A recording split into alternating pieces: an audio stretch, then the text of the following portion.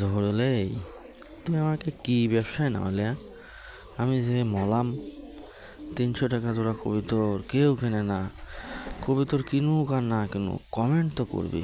Facebook পেজটা follow করি, চ্যানেলটা সাবস্ক্রাইব করি, কমেন্ট তো করবি, তাও করে না। আমি যে মলাম, ভিডিওটা যে একটা লাইক দিবি, কেউ একটা শেয়ার করবে, তাও করে না।